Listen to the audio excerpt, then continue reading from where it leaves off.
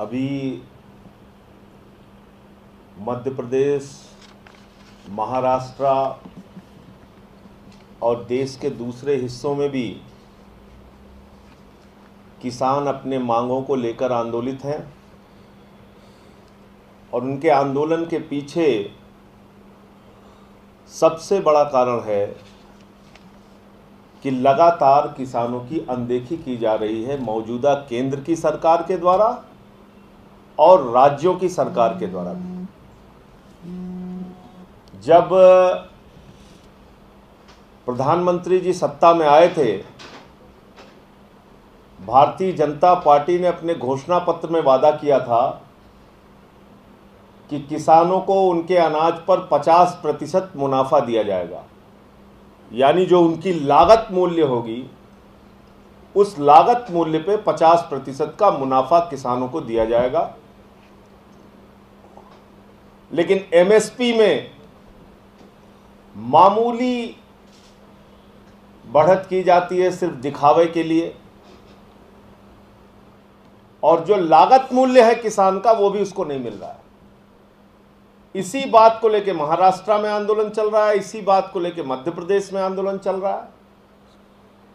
महाराष्ट्र के आंदोलन में किसान कह रहा है कि भाई हमारे दूध पर जो लागत लगती है, आप एक तरफ कहते हैं कि गौ पालन को बढ़ावा मिलना चाहिए, गाय की सेवा करनी चाहिए, बछड़े की सेवा करनी चाहिए, एक बड़ा एजेंडा आपका देश भर में है कि गौ सेवा करनी चाहिए। दूसरी तरफ महाराष्ट्र का किसान कह रहा है कि भाई हमारी लागत मूल्य जो दूध पैदा करने में आती है, गाय है, गाय के साथ बछड़ा है, उसके साथ नौकर चाकर रखने पड़ते हैं जो उसकी देखभाल करते हैं, उससे जो पूरा उनके गौ सेवा के नाम पे दूध पैदा करने के लिए जो उनको श्रम लगाना पड़ता है, पैसा लगाना पड़ता है, जो उनका खिलाने के लिए आहार लेना पड़ता है, वो सारी कॉस्ट अगर आप मिला लें 17 से 18 रुपए महाराष्ट्र के किसानों से दूध लिया जा रहा है जो दूध की पैदावार करते हैं। 17 से 18 रुपए लीटर। और ये कौन लोग लेते हैं? इनमें तमाम नेताओं की कंपनियां हैं, तमाम उद्योगपतियों की डेयरियां हैं, सरकारी संस्थान हैं, कोऑपरेटिव्स हैं, जिसके माध्यम से उनका दूध लिया जाता है। और वही दूध 17-18 रुपए में लेके 50 रुपए लीटर बेचा जा रहा है। तो कंपनियां तो पूरा मुनाफा कमा रही हैं, डेयरी का धंधा करने वाले जो बड़े लोग हैं वो तो पूरा मुनाफा कमा रहे हैं, लेकिन किसान को मिलता है 17-18 रुपए। इसी प्रकार से उनका कहना है कि हम प्याज की पैदावार करते हैं, 3 रुपए किलो, 4 रुपए किलो प्याज का दाम हमको मिलता है, लेकिन बाजार में जाते जाते वो 70 रुपए 80 रुपए किलो बिकता है। इसी प्रकार से उनका है कि पत्ता गोभी हम पैदा करते हैं, यानी जितना भी कॉटन पैदा करते हैं, जितनी भी पैदावार किसानों की महाराष्ट्र के अंदर है, जो उसका लागत मूल्य है, लागत मूल्य से भी कई गुना कम किसानों को उसका दाम मिलता है। मंडियों के उनको चक्कर काटने पड़ते हैं, कई दिनों तक अपने उपज को ले जाकर मंडियों में, और इस लाल फीताशाही के चक्कर में, सरकारी विभागों के चक्कर में, उनके अधिकारियों के चक्कर में, इंस्पेक्टरों के चक्कर में उनको धक्के खाने पड़ते हैं और उनका उपज, उनका सामान लिया नहीं जाता। ये बहुत जेन्युइन सी डिमांड है। और किसान कह रहे हैं कि आप विदेश से अगर प्याज मंगाते हैं तो वो तो आप 40 रुपए किलो, 45 रुपए किलो भी मंगा लेते हैं, लेकिन हिंदुस्तान के किसानों को अगर आप प्याज का दाम देना है तो 2 रुपए 3 रुपए किलो में आप प्याज उनके बेचने के लिए उनको मजबूर किया जाता है। यही हालत पत्ता गोभी पे है, यही हालत दूध पे है, यही हालत कॉटन पे है। तो एक बहुत जायज़ सी डिमांड है महाराष्ट्र के किसानों की कि भाई हमारे सामान का हमको दाम दिया जाए और एक फिक्स्ड रेट सरकार की ओर से तय किया जाए, एमएसपी तय किया जाए। इसी प्रकार की डिमांड मध्य प्रदेश के अंदर है, कर्ज माफ़ी की, उनके उपज का उनको दाम दिया जाए, गेहूं का, चावल का, और उसको लेके किसान कर्ज माफी को लेकर उत्तर प्रदेश में भी आंदोलन कर रहे थे, कर्ज माफी को लेकर महाराष्ट्र में भी आंदोलन हो रहा है, कर्ज माफी को लेकर मध्य प्रदेश में भी आंदोलन हो रहा है। अब कर्ज माफी का अमाउंट क्या है? महाराष्ट्र में लगभग, जो मेरी जानकारी है, 30,500 करोड़ रुपए का अमाउंट है किसानों का कर्ज का, जिसको सरकार को माफ करना है। आप 1,14,000 करोड़ रुपए बड़े बड़े पूंजीपतियों का, उद्योगपतियों का माफ कर देते हैं। महाराष्ट्र के किसान, जिनकी आत्महत्या की दर सबसे ज्यादा है, वहां पर आप किसानों का कर्जा माफ नहीं कर रहे हैं। यही हालत मध्य प्रदेश की है, किसानों का कर्ज माफ नहीं कर रहे हैं, किसानों के सामान का उचित दाम उनको नहीं दे रहे हैं। जब आप बड़े बड़े उद्योगपतियों का, पूंजीपतियों का लाखों करोड़ रुपए माफ कर सकते हैं, तो किसानों का कर्ज क्यों नहीं माफ कर सकते? उनके साथ ये अन्याय क्यों? उनके अनाज का लागत मूल्य भी उनको नहीं मिल रहा है। अभी आज मैं अखबारों में पढ़ रहा था, 35 व्यक्ति प्रतिदिन औसतन आत्महत्या कर रहे हैं इस देश के अंदर। पंजाब में जब से नई सरकार वहां पर आई है, जिस सरकार ने कर्ज माफी का भी वादा किया था, नौकरी देने का भी वादा किया था नौजवानों और किसानों से, पंजाब में पिछले 3 महीने में 60 किसानों ने आत्महत्या की है। और पूरे देश का अगर औसत निकाला जाए तो लगभग 35 किसान प्रतिदिन मोदी सरकार के रहते हुए देश में आत्महत्या कर रहे हैं। ये बहुत गंभीर चिंता का विषय है। आज मध्य प्रदेश में 6 किसानों को गोलियों से भून दिया गया और उसके बाद वहां के गृह मंत्री महोदय कहते हैं कि गोली कहां से चली उनको पता नहीं। किसानों पे गोली कांड हो गया, उनको जानकारी नहीं कि कैसे गोली कांड हो गया। फिर बाद में कहते हैं हाँ गोली तो चली, लेकिन इसको कांग्रेस वालों ने उकसाया। आप कांग्रेस को, किसी भी पार्टी को उकसाने का मौका ही नहीं मिलेगा अगर आप किसान की डिमांड पूरी कर लेते हैं।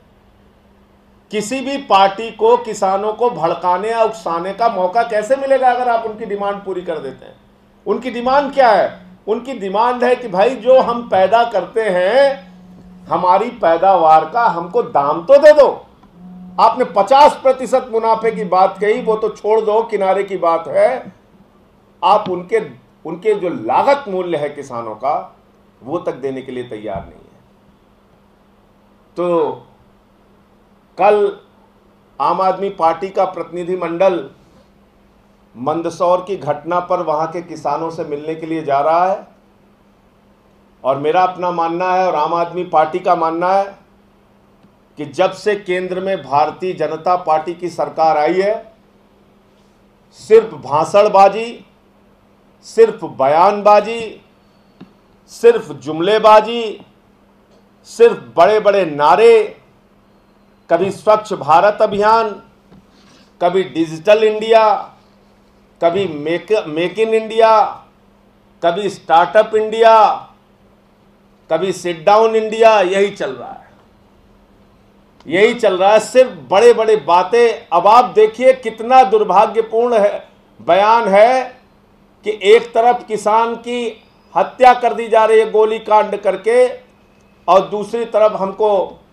कृषि मंत्री जी का ज्ञान प्राप्त हो रहा है कि योगा कीजिए, आप योगा से सब ठीक हो जाएगा। एक तरफ लोग मर रहे हैं, दूसरी तरफ कहा जा रहा है योगा करो। प्रधानमंत्री जी भी कह रहे हैं योगा करो। तो गोली खाकर जितना दुख आपने है भोगा, सारे दुख दूर हो जाएंगे, कर ले बेटा योगा। ये भाजपाइयों का नारा हो गया। एक तरफ गोली खाओ, अपनी जान दो, उन कष्टों की चर्चा ना करो, इसलिए योगा करते रहो, नकली नारों में उलझे रहो। तो मुझे लगता है कि ये नकली नारों का सच धीरे धीरे देश के सामने आ रहा है। कृषि मंत्री का बयान बहुत ही आपत्तिजनक और दुर्भाग्यपूर्ण है कि उनको किसानों की मौत की चिंता नहीं है, किसानों की बढ़ती हुई आत्महत्या की दर की चिंता नहीं है, देश के अंदर किसानों के उपज का उनको दाम नहीं मिल रहा, इस बात की चिंता नहीं है।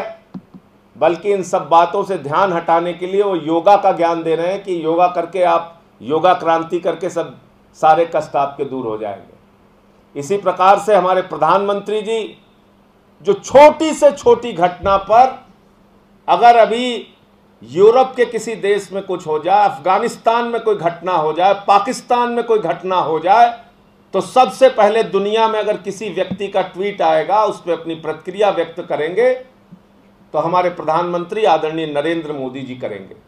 बहुत अच्छी बात है, दुनिया के तमाम घटनाओं पर आपको प्रतिक्रिया व्यक्त करनी चाहिए। डोनाल्ड ट्रंप पे भी करनी चाहिए, रसिया के पत्रकार से मिलकर भी अपनी प्रतिक्रिया व्यक्त करनी चाहिए, किसी फुटबॉलर की मौत पे भी और उसके एक्सीडेंट पे भी प्रतिक्रिया व्यक्त करनी चाहिए। अच्छी बात है, लगता है कि आप के अंदर संवेदनशीलता है। लेकिन ये कैसी संवेदनशीलता है कि आप दुनिया की तमाम घटनाओं पर तो संवेदनशील हो जाते हैं प्रधानमंत्री जी, दुनिया की तमाम घटनाओं पर तो आप अपना दुख व्यक्त करते हैं।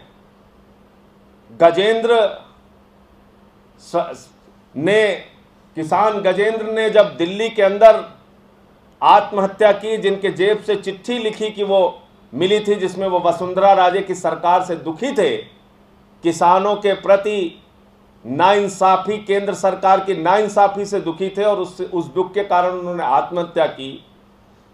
उस पूरे मसले को तो ऐसा बना दिया गया कि जैसे आम आदमी पार्टी ने वो आत्महत्या करवाई और उस पर प्रधानमंत्री जी का दुख भरा ट्वीट, मुझे याद है कि पूरा देश गजेंद्र की मौत से दुखी है, ऐसा ट्वीट उन्होंने किया था। निश्चित रूप से तब लगा था कि हमारे प्रधानमंत्री जी संवेदनशील हैं, लेकिन 6 किसान की मौत झारखंड में हो जाती है, 6 किसान की मौत गोलीकांड में मध्य प्रदेश में हो जाती है। प्रधानमंत्री जी तजाकिस्तान की यात्रा पर निकल जाते हैं, उनके मुंह से एक शब्द भी किसानों के लिए संवेदना नहीं निकलती, उनके मुंह से एक भी शब्द दुख का, कष्ट का, संवेदना का, शोक का किसानों के प्रति नहीं निकलता, उनके परिवारों को सांत्वना देने के लिए नहीं निकलता। ये दिखाता है कि हमारी सत्ता कितनी निर्मम हो गई है, हमारी सत्ता कितनी बेपरवाह है, कितनी बेअंदाज है, कितनी अहंकार में है कि गोलीकांड कराएंगे, लोगों को मारेंगे। आज इस मुल्क के अंदर किसानों की प्रतिमाह आय घटकर 1700 रुपए हो गई। बताइए आप, 1700 रुपए में कोई परिवार गुजारा कर सकता है क्या? 1700 रुपए प्रति माह में किसी का गुजारा हो सकता है? किसी के बच्चे पढ़ सकते हैं? घर में कोई बीमार हो जाए उसका इलाज हो सकता है क्या? लेकिन उसकी चिंता नहीं है। मैं फिर कह रहा हूं, ये सरकार सिर्फ और सिर्फ उद्योगपतियों और बड़े पूंजीपतियों के इशारे पर काम करने वाली सरकार है, जो लाखों करोड़ रुपए का कर्जा, 1,14,000 करोड़ रुपए पूंजीपतियों का माफ कर दिया। सुप्रीम कोर्ट पूछ रहा है, नाम तो बता दो किसका माफ किया, आज तक बताने के लिए तैयार नहीं है। 8,55,000 करोड़ रुपए चंद उद्योगपतियों और पूंजीपतियों का बकाया है, जिसमें अडानी है, अंबानी है, वेदांता है, एसआर है, वीडियोकॉन है, लैंको है, ये तमाम ग्रुप्स हैं। इनके 8,55,000 करोड़ रुपए के कर्ज बाकी हैं, जिसको वसूलने का काम भी सरकार के द्वारा नहीं किया जाता। 9,000 करोड़ रुपए विजय माल्या लेकर इस देश से भाग जाता है, उसके खिलाफ कोई कार्रवाई नहीं होती। ललित मोदी के भ्रष्टाचार का मामला सामने आता है, उस पर कोई कार्रवाई नहीं होती। लेकिन अभी 10,000 रुपए भी किसी किसान का अगर बकाया है, कर्जदार है, तो उसको पकड़ के तहसीलदार थाने के जेल में, थाने के हवालात में डाल देता है, तहसील के हवालात में डाल देता है।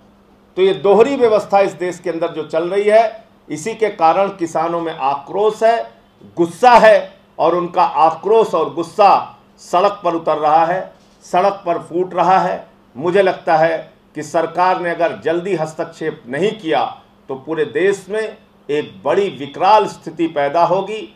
आम आदमी पार्टी ने तय किया है कि 10 तारीख को मध्य प्रदेश में हुई घटना को लेकर पूरे देश में हमारी तमाम जो जिला इकाइयां हैं वो 10 जून को किसानों से संबंधित मांगों को लेकर और मध्य प्रदेश की घटना के विरोध में जिला मुख्यालयों पर प्रदर्शन करेंगी और ज्ञापन सौंपेंगी जिला अधिकारी को।